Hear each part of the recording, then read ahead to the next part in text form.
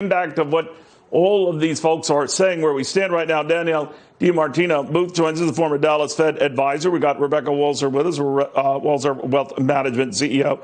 Danielle, the Fed seems to be saying, steady as she goes, we like what we're seeing, but if we had our druthers, we'd like to see a little bit more stimulus. What did you make of at least Jerome Powell's remarks thus far?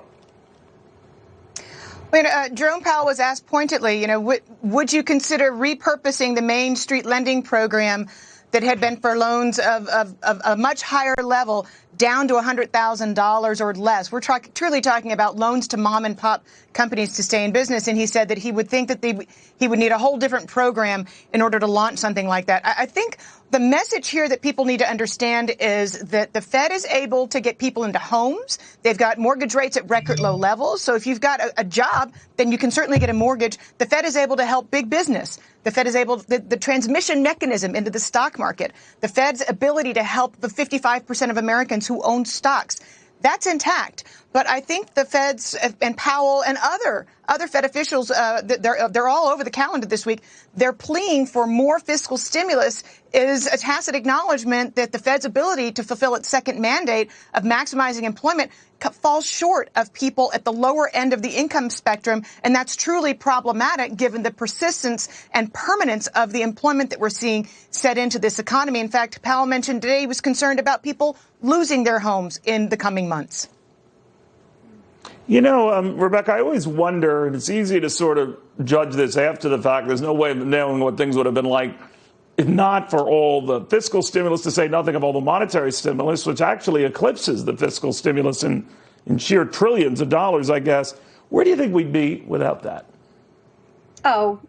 I think, Neil, we would be in a depression greater than the Great Depression, because this is the first time, even when we had the Spanish flu 100 years ago, we didn't voluntarily shut down the economy. There was a world war going on during that time frame, and people were leaving and fighting and building, and, we were in the middle of a war. So this is the depression greater than anything we've ever seen. And I think that we have got to get some consensus. And I know it's an election year. It's the worst time this could have actually happened. It's the beginning of a new decade in the middle of a presidential election. And you've got politics playing roles here. But I feel sorry for Powell, because he's absolutely right. This is not monetary driven only. And as much as they've contributed to saving what we're not in the middle of a depression, it requires this government, as long as they keep telling people to stay closed, and this government is doing that all across the country, then we're not open, and we have to have government stimulus. And I'm not a proponent for government stimulus, Neil. I'd rather the government stay out of it, but not in this case. You can't tell us we can't work and then not help us, buy and make our house payments and buy food for our families. So there's got to be this happy medium. And if, just look at the airlines. Both United and American have said massive layoffs are going to happen if the government stimulus doesn't come back before October 1st, and so that's just one example of, a sector that is going to be decimated if we don't get government stimulus and we don't get reopened. Yeah, and they want at least another $28 billion. Right now, JetBlue has already cut back up capacity, fearing the likelihood that it will not get that money. Danielle, I notice in the middle of all of this, though, interest rates, if they can go down any further, have been going down further. This is just something that we all get used to, right? 0% rates, forever?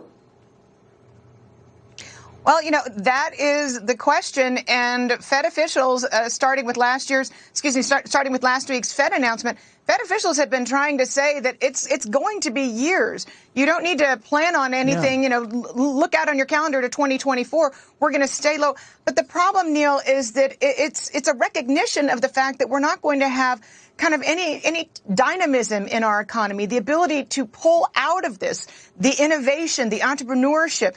The small business sector that it employed 47% of Americans prior to this has literally been devastated by this. And it's not encouraging for me to hear Fed officials say, we're going to be sitting close to zero for a very long time, because zero is not the kind of number that you want to associate with a future that holds prospects for most working Americans. All right, Danielle, final word on the subject. Rebecca, I want to thank you as well.